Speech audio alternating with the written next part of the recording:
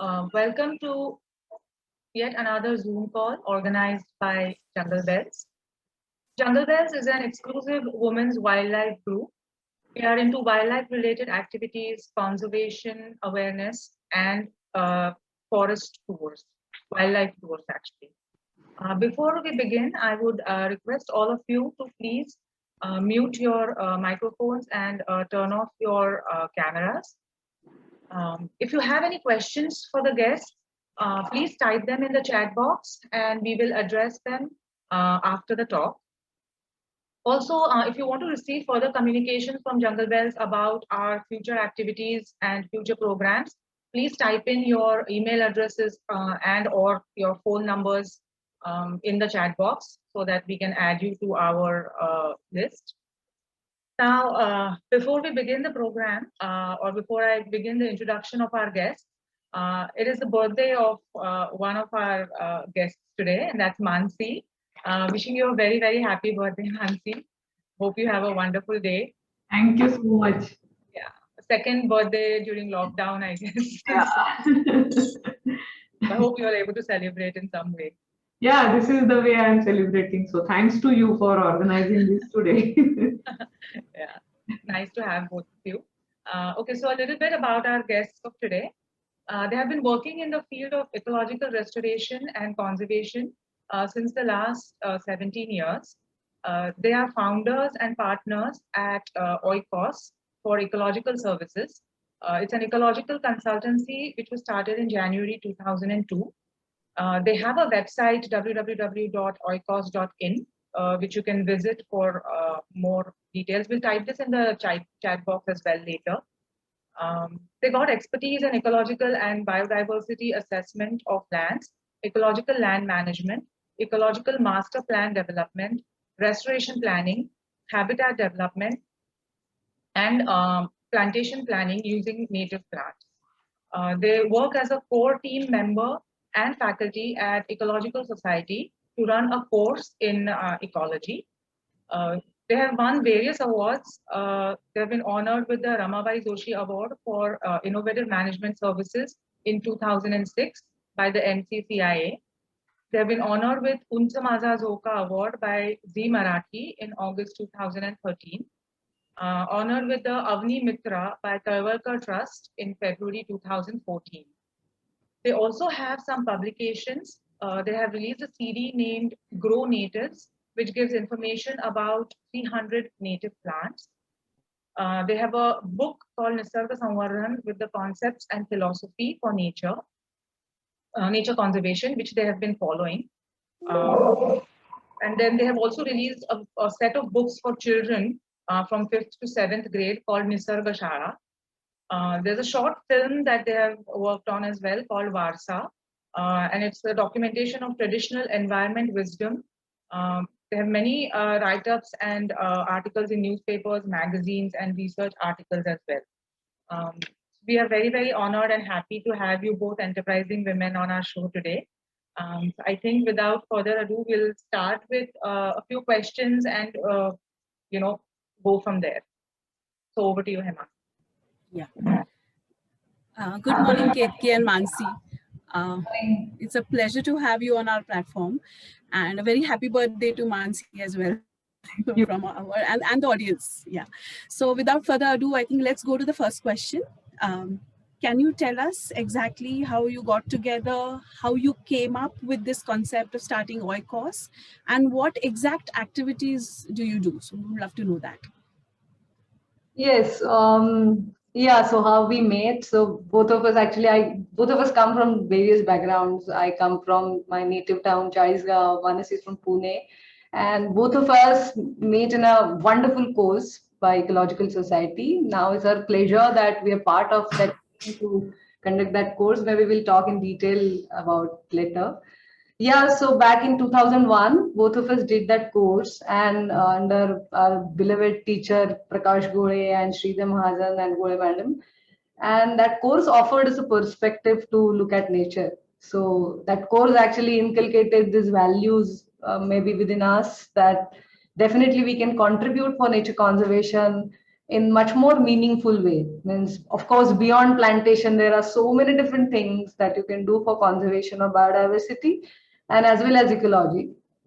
Yeah, so over there we met, and then just Gori sir had suggested that there is this maybe need that there are many people who are buying this lands, just countryside, and developing it in their own way, and that's what we were witness to 20 years back almost. And the first thing all these private landowners would do is get the excavator, just level the land and try to plant all ornamental plants, and then maybe recreate gardens that you love. But meanwhile, what happens is you destroy existing ecosystem and biodiversity. So we thought, why not offer a alternative for all this kind of development? And we took up this idea, and then we founded Oikos. So maybe just briefly, I'll just share the screen. I'll just tell you what all things that we do. Sure.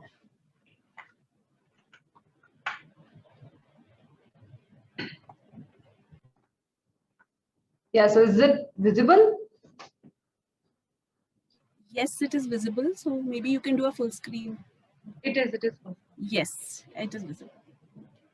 Yeah, so then this is the first project that we always love to talk. Actually, this is the one which this project triggered us to actually just officially this maybe establish Oikos as a consultancy. So this was back in almost 2001. So this is just half-acre plot in Soos near Pune. And this was completely barren, and the owner told us that because you are maybe willing to start some such kind of venture and you wish to work in nature conservation, why not experiment on this particular plot?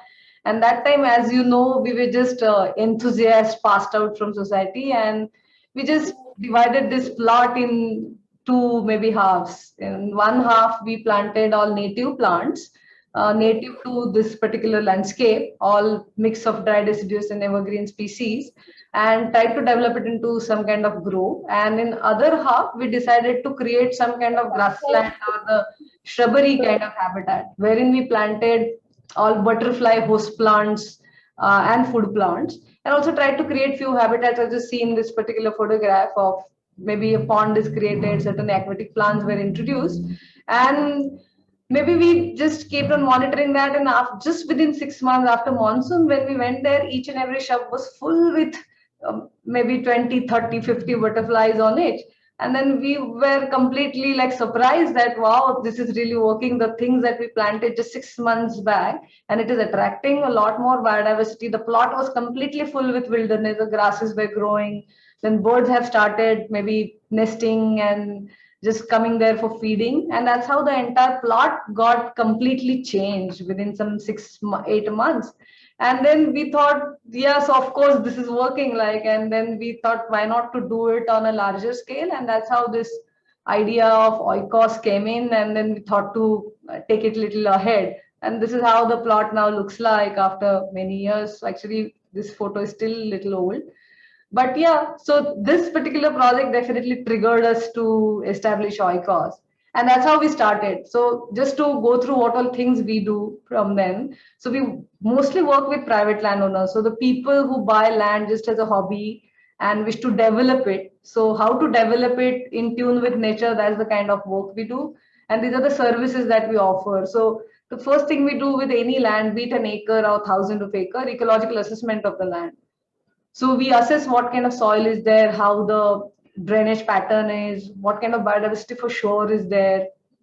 Then we try to do ecological master planning. So even before that, we create an ecological map that how the biodiversity is distributed on that particular plot. And based on that, we try to enhance it.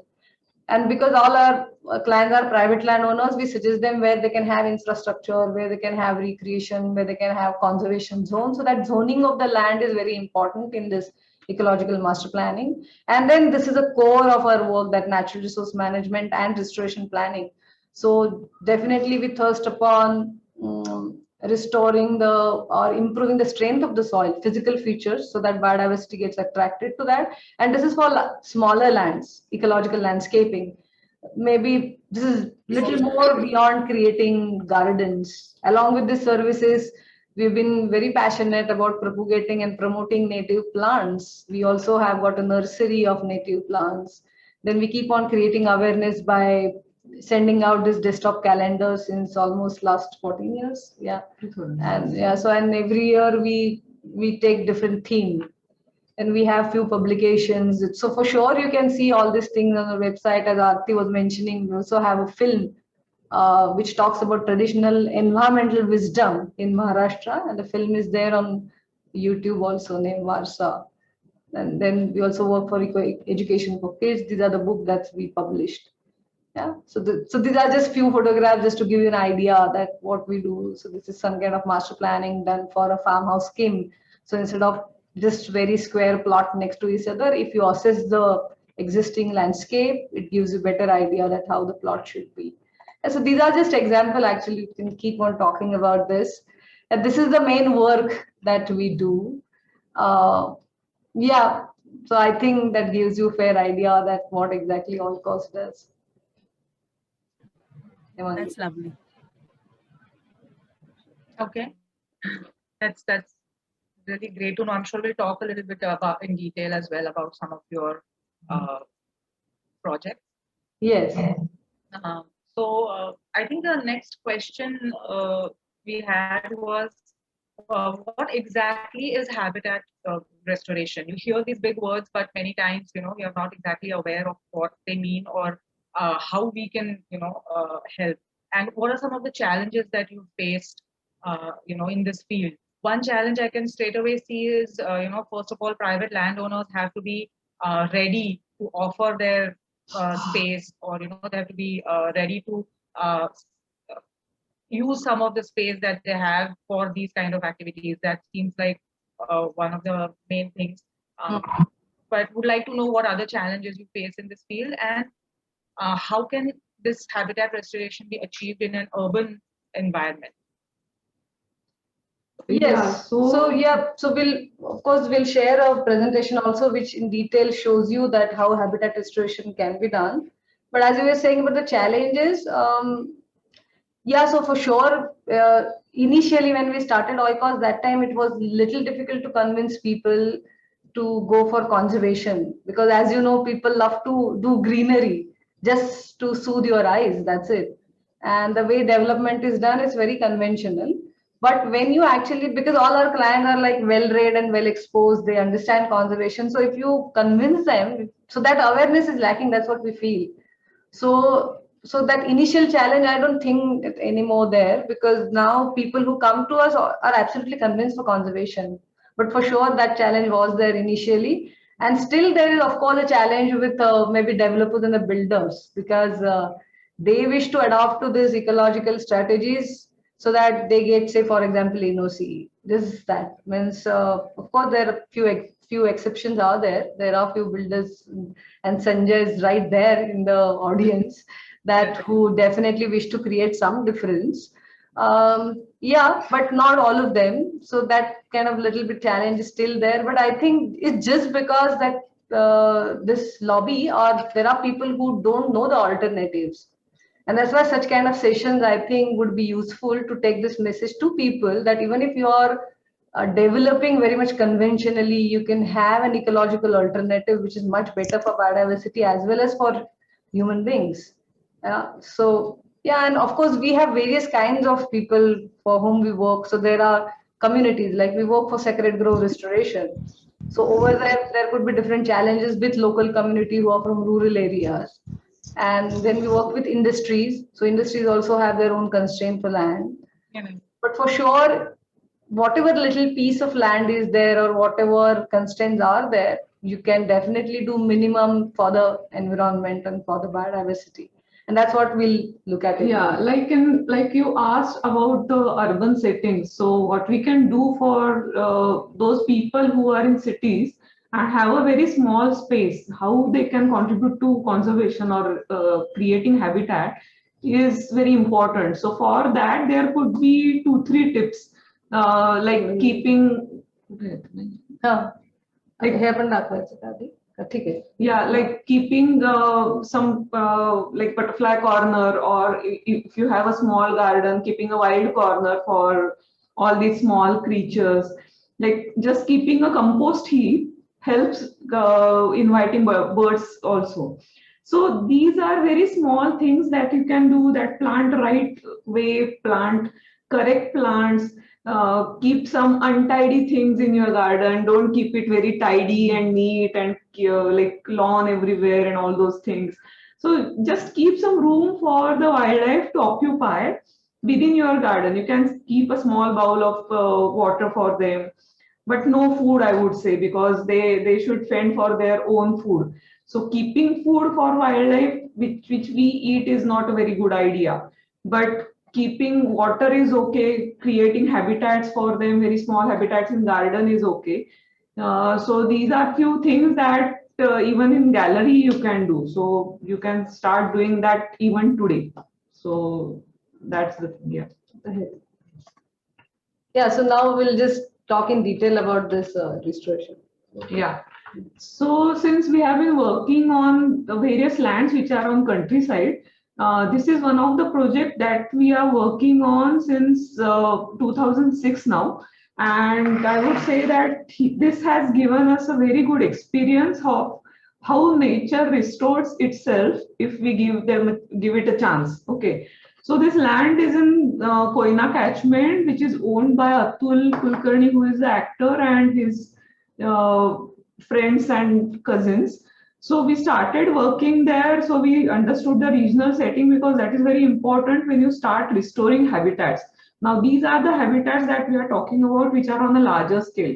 So this area is a part of Western Ghats. It's just opposite Koina Wildlife Sanctuary. So on the opposite bank, you can see lush green habitat, lush green forest, which is a semi-evergreen forest.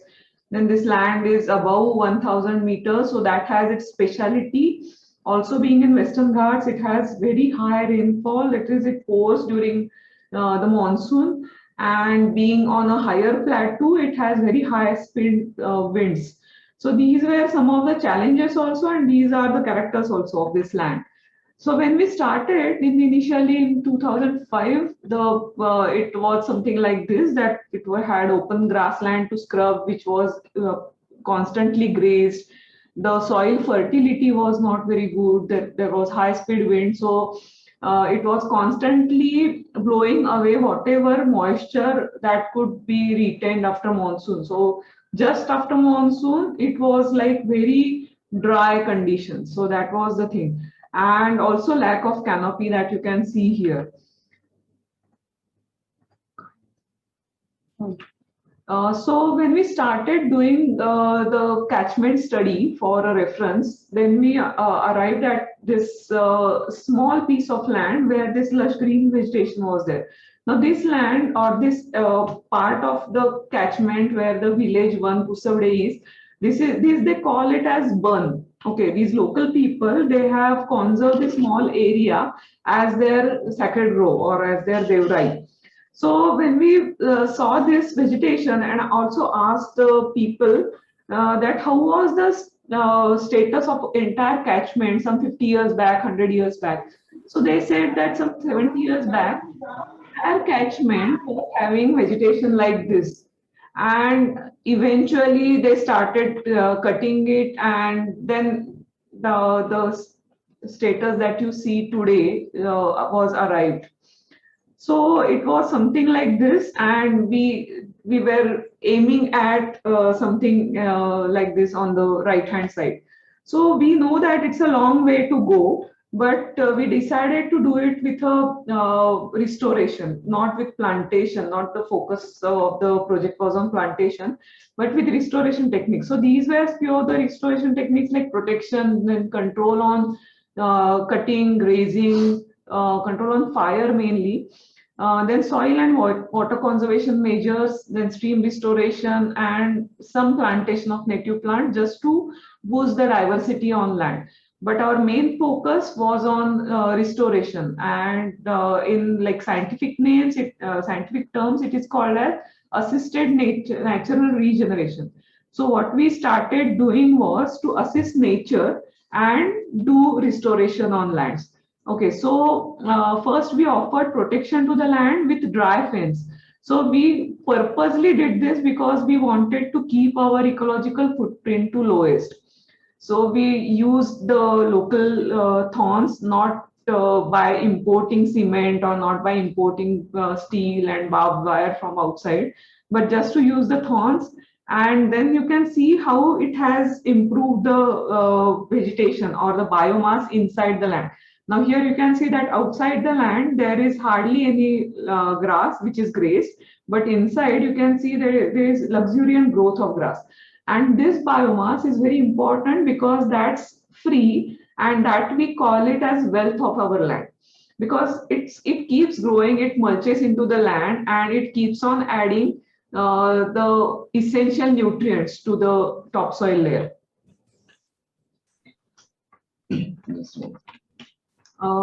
Yeah. So when we started doing this, there was very good habitat improvement that we could see inside the land, and there was like here also, if you see in the photo, this is the live hedge that we started installing by using local plants like nirgudi, which are not grazed. So this was the first layer of plantation or first layer of hedge that appeared, and it provided the necessary habitat for smaller fauna. So we could see that all the nesting was happening in this hedge because inside it was not very conducive for biodiversity. Then this is something that we do every year, the fire line, to protect the land from fire. So we burn this area so that the fire is just arrested outside the land, it doesn't go inside.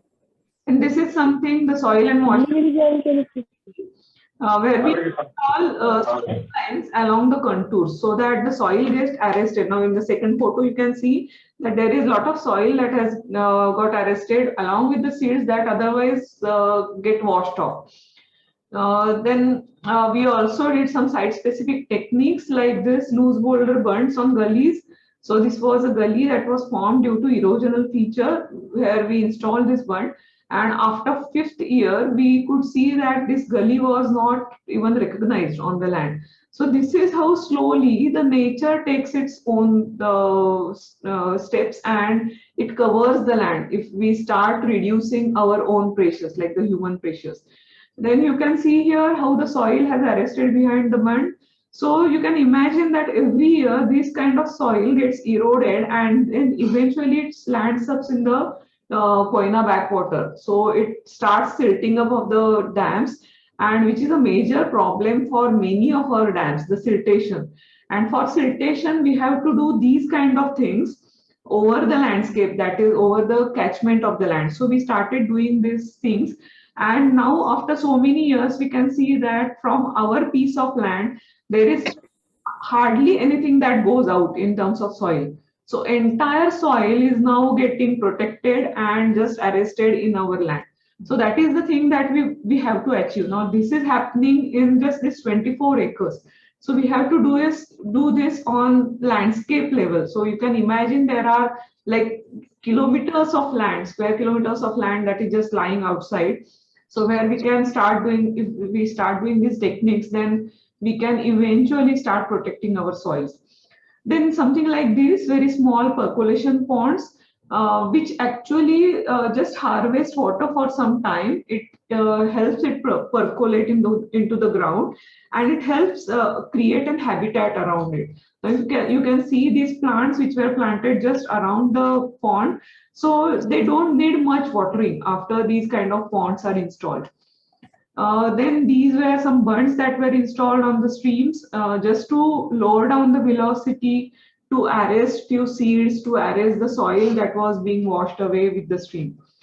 Then there were few of these specific things that were happening on the land, like you see this headward erosion, so which has been happening for last 20-25 years. So it's a task to restore this back, because this is the mineral soil that has got exposed. All the topsoil, which was very fertile, have washed away. So what we did was, you can see this headward erosion profile. So where we installed a bund, and even at the lower point, we installed one more bund, loose boulder bund. Now this does not have any cement or something. It just uses the local stones. And this bund, which was installed a little away from this main structure, it started arresting the soil that was getting washed off. And along with the soil, even the seeds were getting arrested. So you can see there is luxuriant growth of vegetation now. And after few years, even in summer, we could see that there was good grass cover in that area. And if you see these photos, which are like comparative photos, where Ketaki is standing in that corner, and I have used her as a scale. So here you can see she is fitting in that area totally. And when the soil started arresting, it started filling up that bund. And here you can see that the edge is almost at the like west level. So this much soil has got arrested, and you can see the vegetation that is growing. Then the next point was having plantations. Now we decided that since plantations is a very expensive affair, you have to keep maintaining it, you have to keep watering it. So we decided to do it just like 100 to 150 saplings every year, just to add the diversity. And we also did the like study of entire catchment and decided which plants to plant. Okay, so this is the community there, that is Mangifera, Syzygium, Actinodaphne, and terminalia. That is in common name it is Amba, Zambul, Pisa, which is one of the species in Western Ghats, and terminalia, that is Hirda, Bheda, so these species. So we then decided to go with these species more, and we also installed something like this, the protection to those saplings. You can see the result of those saplings after a few years here in the second photo. And this is the list of plants that we have planted till date, and where you can see that the Bheda, Pisa, Shivan, Hirda, which are in larger numbers, whereas these are dhoop kind of plants which are very rare in that area. They are just added for the diversity of that land. Then we also did some seed dispersal in safe sites in clusters of various plants, those plants which can grow easily with the seeds, and these seeds were specifically dispersed in clusters. So wherever there was small shrub cluster or on the hedge, so where there were safe sites, not on the barren land. Because if we just disperse them on the barren land, the land lacks fertility of soil to support these kind of activities of germination and further growth of the seedlings. So we did this in the clusters, and which gave a very nice result. And after a few years, we could see these improved habitats. Now these habitats are very micro habitats that you can see in the image. Like there is a small pond, then there is a cluster of grass, which you can see. And so which offered a good habitat for right from bacteria, fungi, then various vegetation like herbs, even mosses, the invertebrates that we normally don't look at. We always go for higher fauna, that is the vertebrates like tiger or some large birds. But this is the base of the ecosystem. If you have, like if you remember, the base of the ecosystem, it should be broad like this. If we remember the pyramid, food pyramid. So we started observing all the changes on the land. And this was wonderful thing that we observed there, that there were improvement in soil temperature in summers. Like if you see here, the open soil temperature was almost 7 degrees. It just covered grasses, it was reduced to 44 degrees. Now that was a big achievement, because reduction of this 10 to 12 degrees means there is very good activity of microbes that can happen in the soil, which will eventually degrade the biomass that is added, the mulches, and it will improve the soil fertility because of this microbial activity. So this started giving result in the biodiversity. Now we use biodiversity as indicator of what the processes are happening inside the land. So we started documenting these various species and understanding their meanings. So this was one of the things that we could spot, that the earthworms, though they were there earlier also, but their size increased, their casting increased. So which we could observe that the castings that we also monitored their casting in 1 square meter and outside the land. So there was a great difference in that. Then there were some new habitats that were formed, and we could spot in 1 year, like there are hundreds of signature spiders. And now spiders, they live on the tiny insects or small insects, other insects. So that means that the insect population is on the rise. So that means the food pyramid, the base is being broadened and it is being strengthened. So that is very important. Then the next was the indicators like butterflies, which also indicated that there were good habitats that were formed and their host plants were also there. Then also these common lizards, the garden lizards, so they also indicate increased insect population because they also thrive on insects. So just outside the land, the number of these spiders and lizards was low, but inside the land it was very high, indicating all these improved conditions. Then there were snakes that we could see. So this also indicates that there was lower temperature of soil. Then indicator of increased moisture is something like this, which is leach, which we generally are afraid of. But in this catchment, though there are some areas where leeches are present, they were not present on the land.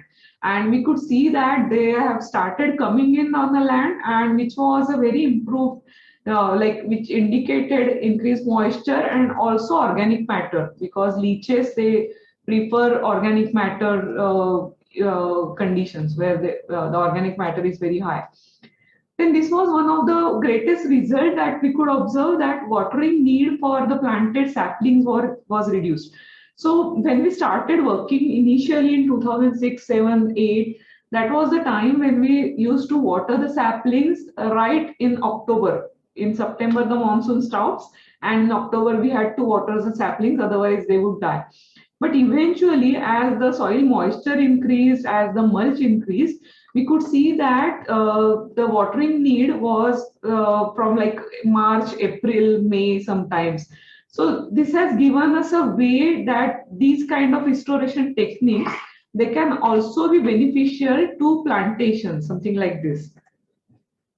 Then we could also spot some rare species. Now here you can see the snake in Atul's hand, which is called as Russell's kukri. So we spot that at one point of time. Then we could also see the Sicilian.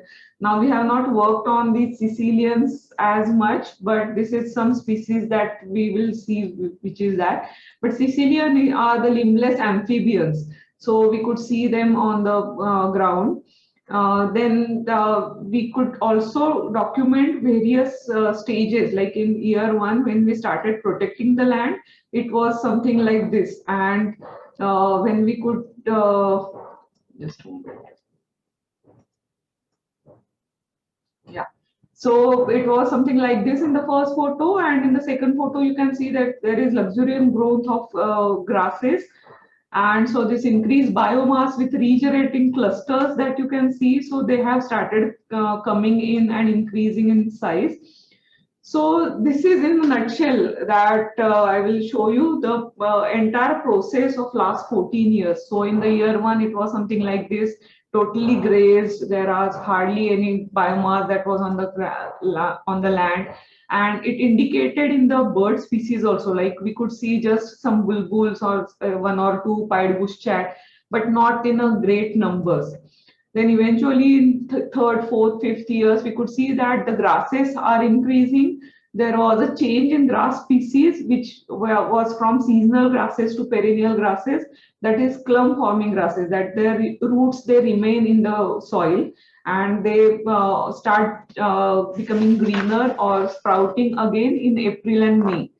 And then increase in shrub clusters. So when you can see that the birds have also changed from these open condition birds to a little bit better shrike and pipits who started nesting there. So nesting of birds is a very good indicator that the habitat is improving, because they are getting enough food and good safe sites. So that is one of the improvement. Then eventually in year 10, like 8, 9, 10th year, where something like this, where the shrub clusters, their numbers and their size started increasing. And in year 14 and 15, now you can see that their size is increased and there is more wilderness on the land. So you can see that the mute आवाज आ रहा है. open areas and grass areas have reduced and the shrub clusters have increased. And you can, like, we can observe now little forest birds like the gray jungle fowl or the spur fowls. So this is the change that we could see over the years, and which is also benefiting the local people. Like we can employ one person, which is giving it a full-time employment, then some employment to local people, then availability of good quality forest grass for that person who cuts it and takes it for his cattle. So this is one of the social benefit which can be achieved with this restoration project. So it is not always needed that we need industries for local employment, but these kind of projects can also provide good positive employment to the unskilled people in the local, like unskilled, I mean to say from our point of view, not from their point of view, because they are more skilled than us to live in that conditions or to live in that area. So this is a very positive side of such restoration projects. Then here we have just plotted a graph. We are also studying it. So this is the current condition of the land, current status, where we can see a dense shrubbery, and we can also notice that there is a very long way to go towards what I have shown you in the initial slide, that was the Bun, which is a sacred grove. So it may take hundreds of like 100 years to go to that point. So our maybe next generation will see that. But still, it is very good to be a part of that process of restoring nature on these lands or this piece of land. So this is the significance of rewilding or restoring the lands. So this is the conclusion that we are drawing now, that this can be replicated on landscape scale. Then we have a very good potential, as India has almost 30% of wastelands which can be converted to these kind of thriving habitats. Then all these effort, they need very low external inputs, very minimum ecological footprint. So it is real sustainable project, and it has good employment generation opportunity also. So we are also working on this. Yeah, so similar projects are there. So these are exactly on the similar lines of what you've seen in earlier things. But this is a private sanctuary that we are trying to create in Panchet catchment. The name of the village is Chirkoli, and we have the 60-acre project here where we are trying to involve all urban people. So yeah, so those who wish to definitely contribute for biodiversity conservation definitely can contact us, and we can make them a part of this particular project, wherein we are trying to develop. Basically, the entire ecological development would happen on 59 acres, and just in 1 acre we'll have some staying facility. And as you've seen in earlier things, this is how the project land is. And on lower contour, somewhere in one corner, we'll have a staying facility, and the trails are there which are going right till the top. There are beautiful streams in this particular land. And the similar things that we did, like live hedge, then dry fence, trying to keep away fire and cattle. Then we also did some kind of stone stabilization work because there was a lot of erosion which was happening. Then we are also doing some kind of documentation by establishing camera traps in this particular land, and we've got a wonderful diversity as you see in this particular photographs. Yeah. So this is one project that we're trying to do, and just to cover this habitat restoration as in whole. So if you have a smaller lands, what things you can do. This is a farmhouse plot. Again, we're trying to convert it into some kind of forest. And then the various zones are there, like forest zone, productive forest area is there, kitchen garden is there, bamboo plantation is there. So this is how actually you can just develop a land into a mosaic of habitat.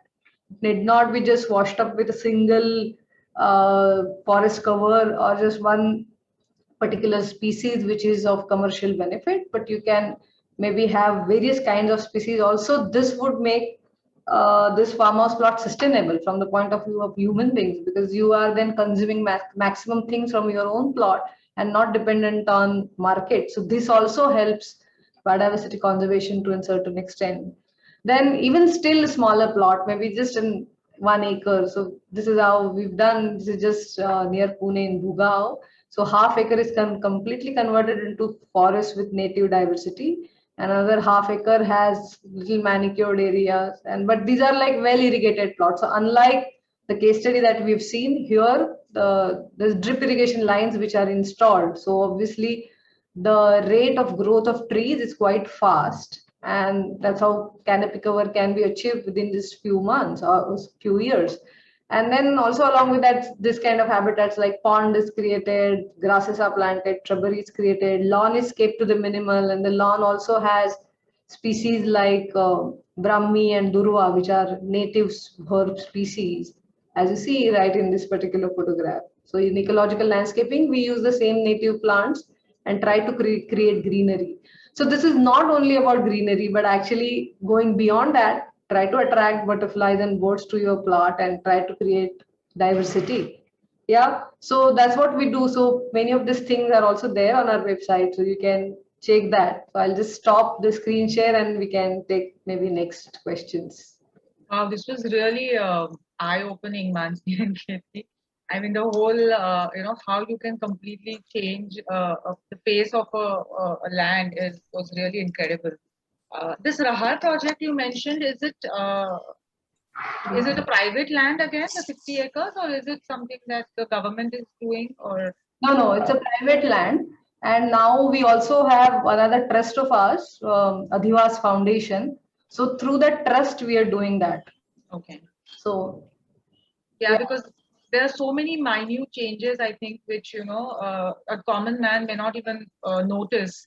But like you showed us right now, all these different species of even simple things like the earthworms and the snakes that you could find. I mean, it is really an eye-opening thing to see.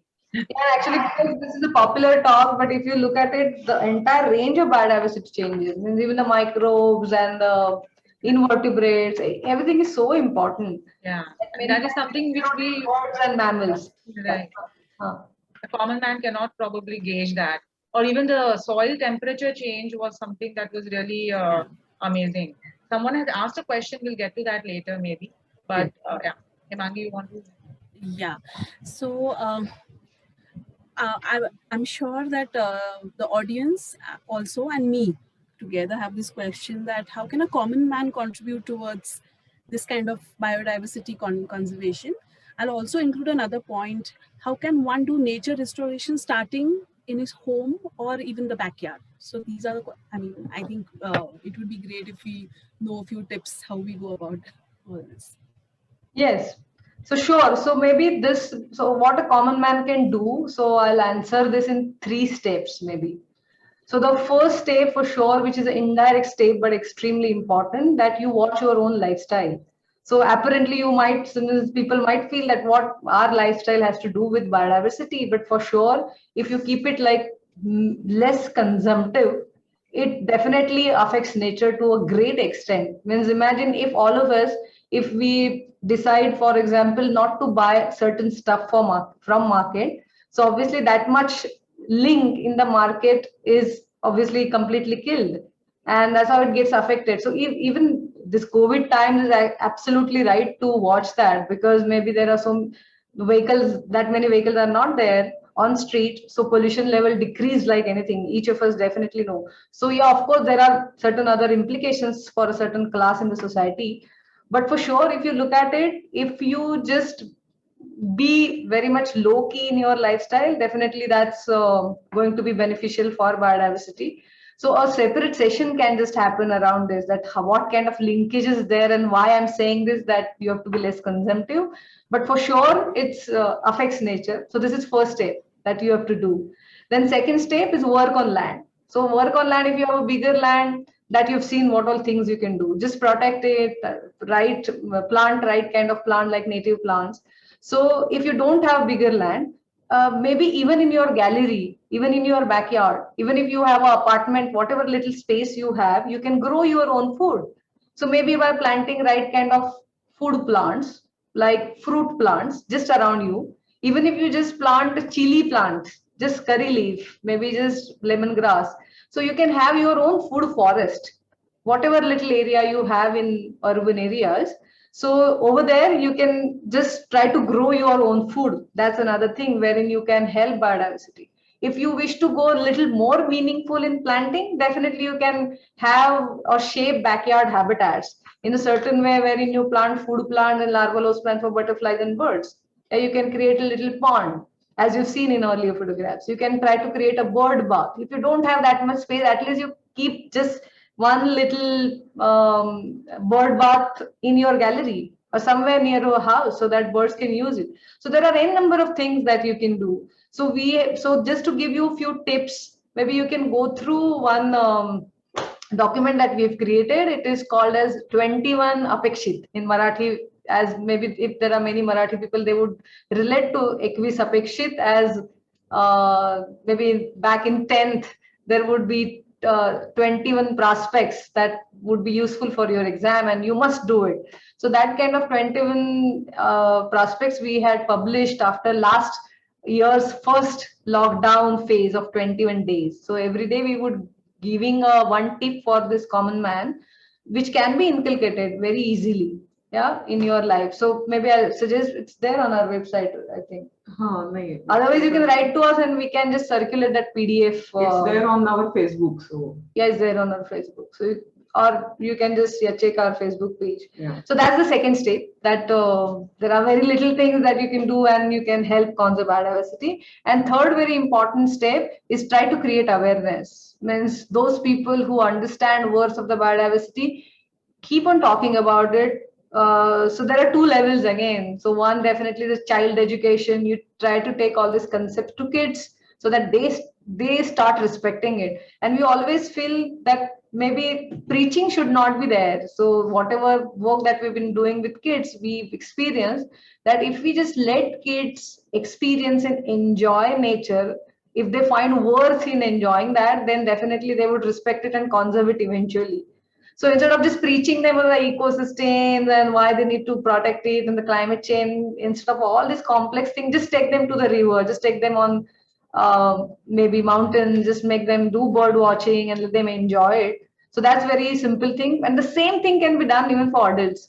Yeah. So that's very important that you take the same message to adults also, that how to maybe do biodiversity conservation. Yeah. So in these three steps, I think whatever is best suitable for you, you can just try adopting to it. You're on mute. Very good tips, Katie, for a common man, and I'm sure people can approach you if they have any specific questions on how to go about developing their balconies or galleries, or how to go about doing stuff in their day-to-day life. If you can, I mean, if you're okay with it, then you can type maybe your email address later in the chat, or I will be typing in your website address. Is there a way to contact you from your website? Yes, yes, it is there. But we can even, we are typing right now in the chat box also. Yeah, just your email addresses maybe. You had mentioned that you both have done some course in the Ecological Society, right? Some ecology course. Can you shed some more light on that and whether it's still running and how people can join? Yes, yes, for sure. Means we definitely love to invite everyone to that course. So because we enjoyed that, and since last many years, like since 2013, both of us are also part of core team and faculty at Ecological Society. So yeah, so that course is, in that course, we just try to offer a perspective to people that how to look at nature and also ourselves. Yeah, so that course is wonderful. It's divided into 3 modules. So the first module is all about understanding the history and how we learn from history. So we talk very much in detail about evolution of Earth, how this entire Srishti and biodiversity came into being. And also we talk about evolution of human beings. So how human beings and the way human beings are evolved, what kind of implication it has brought to Earth. So how biodiversity slowly was changing through all these years of maybe almost 2 lakhs years of modern human beings, and within just last 100 years, how we're trying to change the entire ecosystem on the Earth, and now it is booming back to us. So this is the first historical perspective that we try to offer. Then the second module is all about ecosystems, wherein we take people to each of this major ecosystem. Like we go to Himalayas, we go to grasslands in Vidarbha, we go to coastal areas and the forest in Western Ghats, and everywhere we make them acquainted to the biodiversity, dominant biodiversity. It's not like you need not be a biology student for this course. So there is an interdisciplinary course. There are engineers, there are architects, there are housewives, there are retired people. Yeah, and it's definitely it's very much like interactive course wherein it's not only about biology, but also we try to completely continuously talk about how ecology and economy are related. So when we go for this field trips or the excursion tours, residential camps, that time we also make participants talk to local people, yeah, understand how they are making their living out of the landscape and how they are dependent on the biodiversity, and again what kind of implications it is bringing on the landscape and what kind of management is needed. And then we go to the last and third module wherein we talk about sustainability and restoration. So again, the same thing that I was talking in this three step thing, what you can do for conservation, that for sure to certain extent you need to change your habits as a society, even as a government you need to do certain things. So what are things that definitely you need to change to? What is real sustainability? Can we really achieve that? So these are the things that we discuss in the third module. Then we also call in many guest faculties who are expert in their own domain, so that people actually get to know that how to maybe conserve and restore much more meaningfully. Yeah, so this is about that course. So definitely I guarantee enjoyment in the course. What is the duration of the course? So it starts in first Saturday of June and ends in March end maybe. June to March. June to March. Almost 9 months. So yeah, so the admissions are now open for the course. So those who are interested, they can immediately enroll because it's almost 70% of the seats are now full for this coming batch. That's wonderful. I am just looking at the questions from the audience. First of all, would like to welcome Sunil Limaya sir. He is here on the program and listening to us. He had asked a question, I think. He has asked that whether he can. Or maybe you can ask it yourself if you want to unmute yourself and ask. Is he around, Sunil sir? Someone has asked. Hello, Yes, hello, sir. I'm Lipti here. Good morning. Good morning, sir. Yeah, Ketki, good morning. Mansi, good morning. And wish you a happy birthday, Mansi. Thank you. And that was a general question what I had decided in Sanjay Gandhi National Park. We are going to plant 1 lakh tulsi plants. That is Karpuri, Tulsi and Krishna Tulsi. But some of the people, they were saying this tulsi planting on such a large scale in the park is not good. It's a heavy rainfall area, Mumbai. But when all other weeds are coming over there in my national park, when I'm going for the tulsi plantation, whether it's a sane idea or not, what you will say. Normally, we talk of the native plants, we should go for the native. There are a lot of non-natives in Sanjay Gandhi National Park. There is hippies also, then there are many, Archimona is also there. Then so I'm going for the tulsi. Will it be a right decision that I should go for 1 lakh tulsi plantation or not? So normally we don't recommend monoculture. So this is, if one single species is getting planted, it's almost a monoculture which is against diversity. And no, Ketki, because the area, my tourism area is 16 square kilometer. okay. So 16 square kilometer is 1,600 hectares. So in 1,000 along the road side in certain patches where the degraded land is there, we're going to create small patches. We'll be calling them as a Vrindavan. And at some places, it is all along the road instead of all the trees. And I think if we plant tulsi and do the watering, so instead of all the weed, tulsi will grow over there. And Okay, I so don't think in such a large area, it is not at a single place. It's spread over a pretty large area. okay. And along the road, so along the road in controlled patches, because along Yes, the road, yes. we already have a movement of people. So it's okay to have those things near settlements, not in the wilderness areas. So that this is, I thought you were going to have it on one single plot. So of course, No. It is spread over a pretty large area. Yeah, so Hello, it's my name is Vivek Saxena. but maybe we also suggest that along with tulsi, other things definitely can be added. But yeah, of course, as you're saying, this such a large area. So Yes. along with this 1 lakh tulsi, you can add, maybe keep on adding 1 lakh other herbs like crotala. That eventually we'll do, because at some places we have already started this Miyawaki plantation in small patches.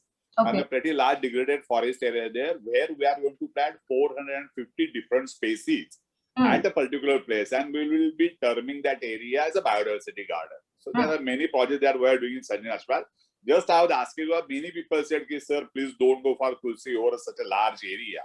But I've decided 1 lakh tulsi is spread over more than 1,000 hectares with small patches of 10 by meter by 10 meter and all them. I think that will create a good oxygen park in my area. So But that's what I along the road. along the road, adding in certain patches of 10 by 10 meters patches we have selected. We have not started as we have started nursery preparation, but hopefully I will start this project in the month of June or July. Yes. So I think even means there must be even many Ran Tulshis in the same park. Yes. Ran Tulsi is also there. Must be in lakhs of numbers, obviously, being herb. So that's why, see, what we call as Ran Tulsi, that is hippies, that I have to remove hippies and go for this our sacred medicine. Yeah. No. So Hyptis for sure needs to be removed. It's a non-native, but there are other Ocimum varieties which are completely wild Right. and native. So I'm just hoping that sure those could be there. Yeah, because we have got these 2 Tulsis and other 3 more Ocimums are there. First, I will go for this Karpuri and Krishna Tulsi, and later on I will add other 3 Ocimums. Absolutely. Good. Great. Now it's right that you also say just go for Tulsi. Now it's 100% I'm going to Hello. plant 1 lakh. Thank you. Hello, my name is Vivek. Hi, Vivek. Yeah. Go ahead. Yeah, please. Put on mute.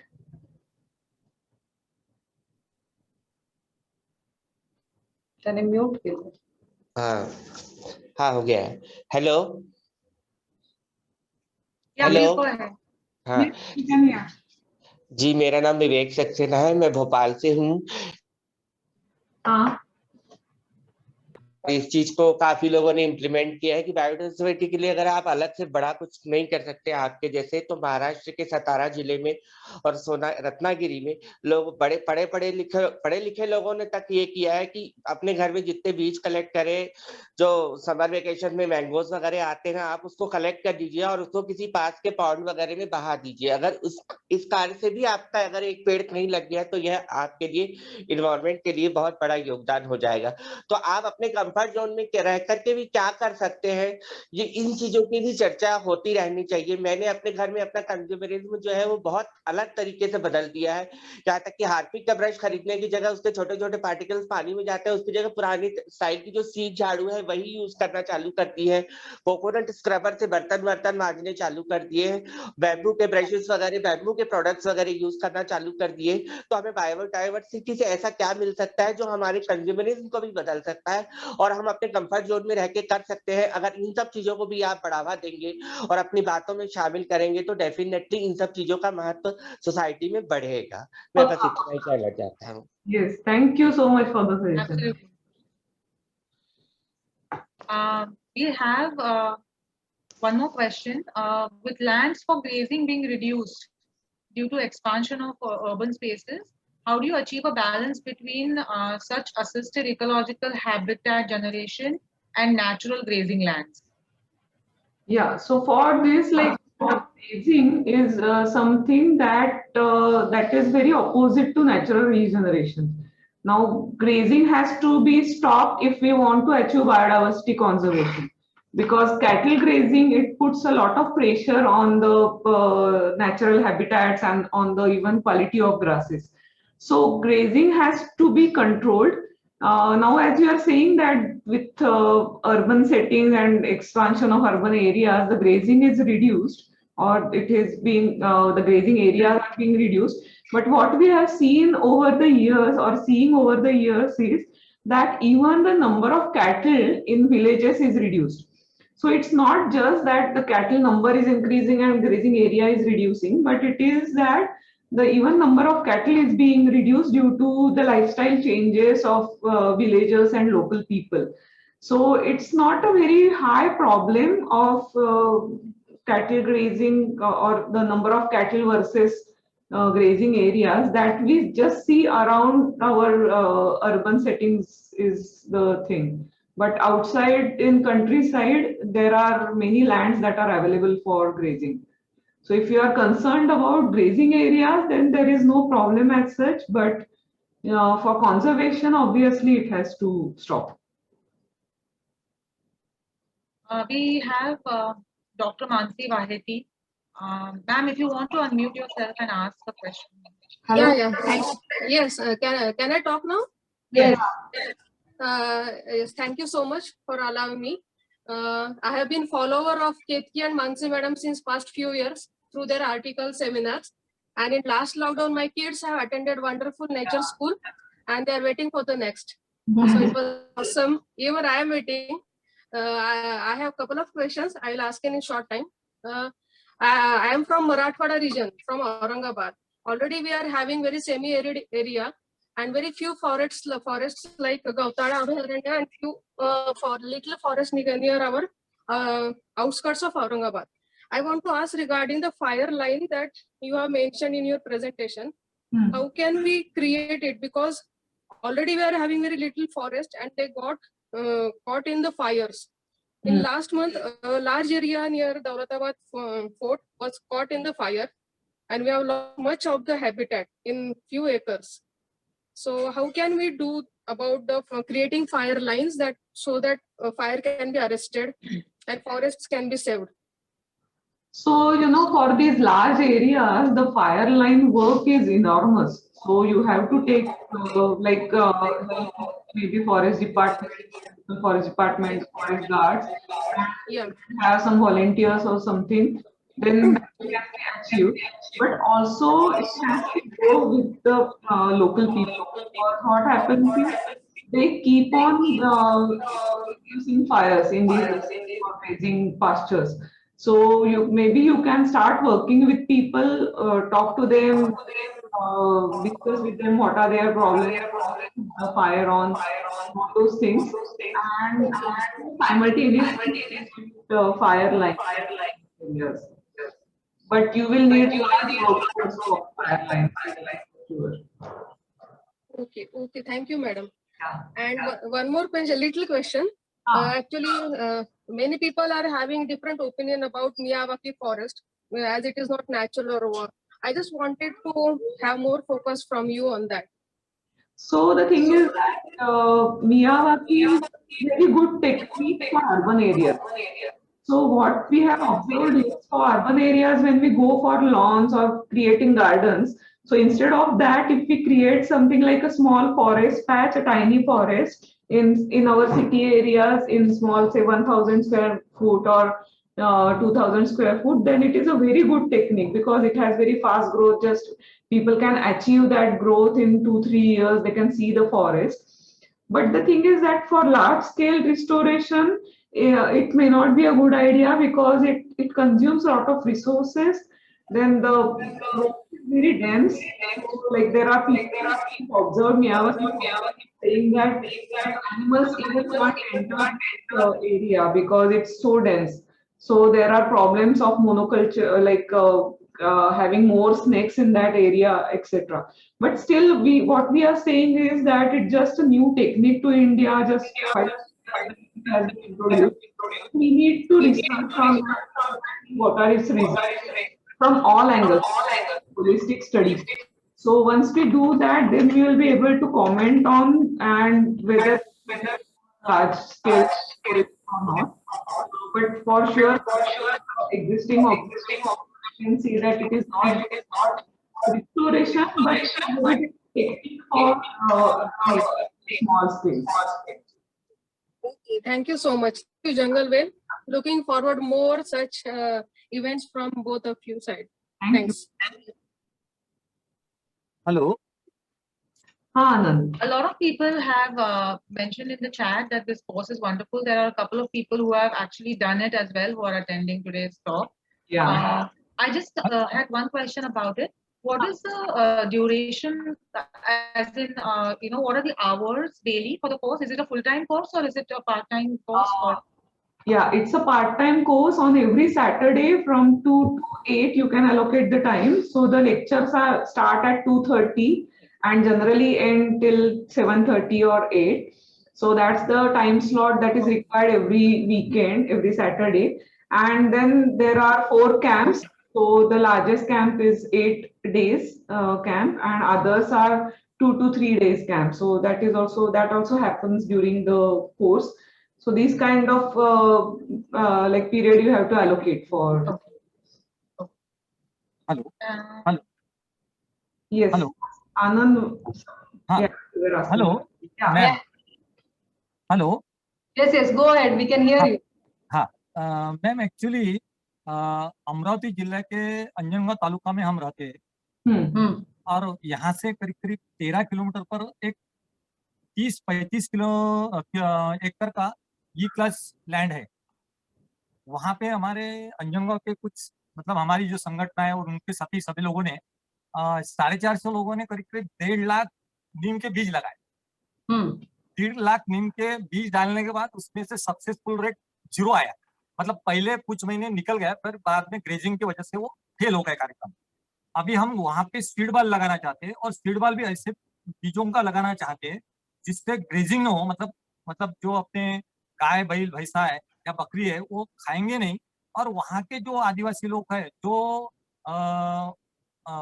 धूप काले में जैसा विस्थापित हो जाते हैं उनको भी कुछ न कुछ आगे चलकर उसकी आमदनी भी हो और ये जो बायोडाइवर्सिटी का काम भी अपना बने और वहाँ पे फॉरेस्ट भी बने। तो इसके वास्ते आपका मार्गदर्शन चाहिए।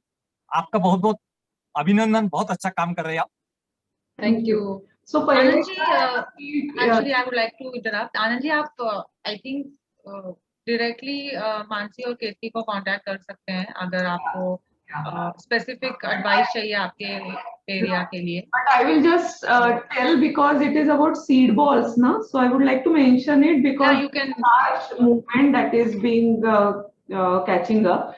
So what happens is when we start working with seed balls and on barren land, तो वहाँ क्या हो जाता है कि barren land पे there is hardly any nutrients that are available in the soil. Grazing तो है ही, तो germinate हो जाते हैं लेकिन बाद में graze हो जाते हैं या न्यूट्रिएंट्स नहीं है इसलिए वो ग्रो नहीं होते, जर्मिनेट ही नहीं होते, नहीं जर्मिनेट होते हैं या ग्रो नहीं होते।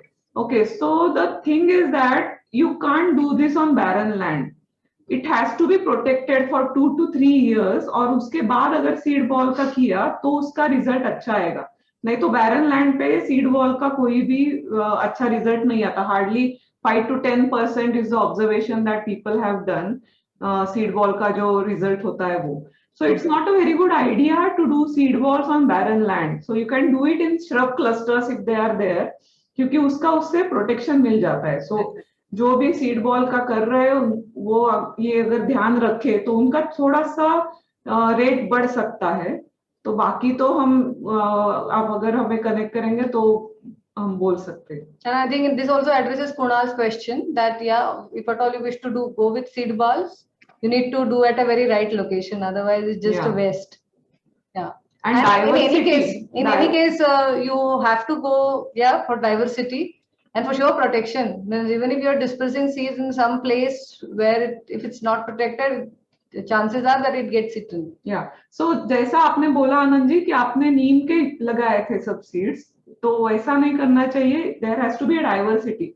जैसे उस एरिया के लिए अगर बेहड़ा लगाए, ऐन लगाए, नीम के साथ साथ ये शीरीष है, कुछ फाइकस के भी स्टम्स है वो भी लगाए, तो ऐसा डाइवर्सिटी उसमें भी होना चाहिए। सिर्फ एक ही स्पीसीज का सीड आपने चूज किया ऐसा भी नहीं होना चाहिए।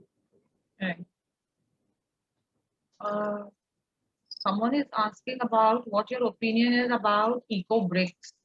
They are being widely used today. Are they sustainable option to use, or microplastics can be recycled or converted into polyfuel?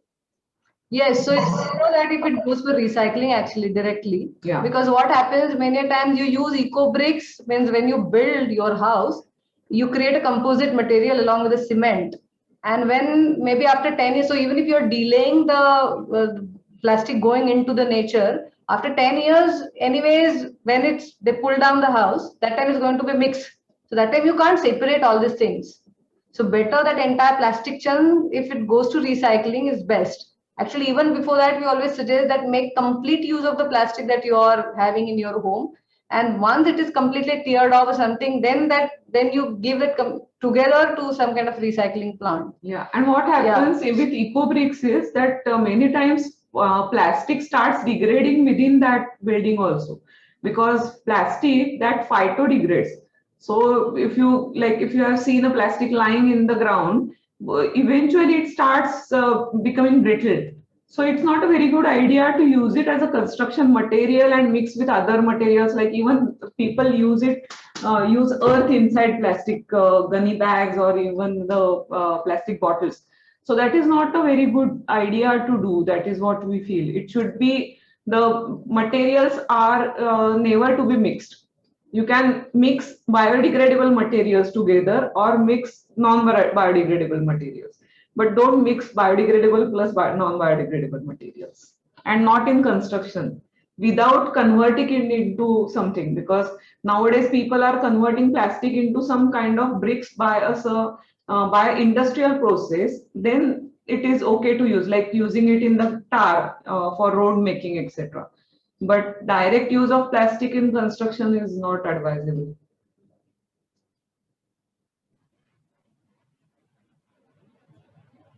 Okay. I think that's all the questions we have time for also. And someone has, like, Kunal has asked a question about the poly bag, growing trees in poly bags as versus food training. But do you want to quickly answer that? So of course, well settled saplings are quite good, of course. So if you have a protected and irrigated plot, go for saplings instead of seed dispersal. Seed dispersal can be a side activity, also can be done. But for quick results, saplings are better. Thank you both of you so much. I'm sure each and every person watching this show has learned a lot from it. And it was on Facebook Live as well. So I know we have had a lot of viewers there as well. Plus, we'll be posting a recording of this program on our YouTube channel, Jungle_Bells, the channel. So if anybody wants to see the program again, or wants a recording, they can go over there as well. Over to Hemangi now for a vote of thanks. Firstly, I would thank Ketki and Mansi for such an insightful, all the way these thoughts, plus sharing these kind of your observations, work, and I think it is going to go a long way.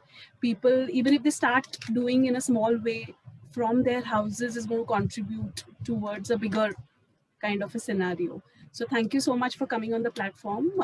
Very happy, and we're also happy that 2 women and people are coming on the platform. That's what our objective has also been always. So right. I'm so very happy. And also I would like to thank Sanjay Deshpande of Sanjeevani Developers. He's been our mentor and solid support right from day one. We were able to continue all these webinars and everything with the inputs of Sanjay, of course, and bringing on all these dignitaries in their respective fields. So thank you so much, Sanjay, for all that. And the audience, thank you again. We will be soon posting the next webinar date and the guest very soon. So look out for the updates. Have a nice day. Thank you. Thank you. Thank you. Have a great day. Stay safe, everyone. To be here. Yes, yeah.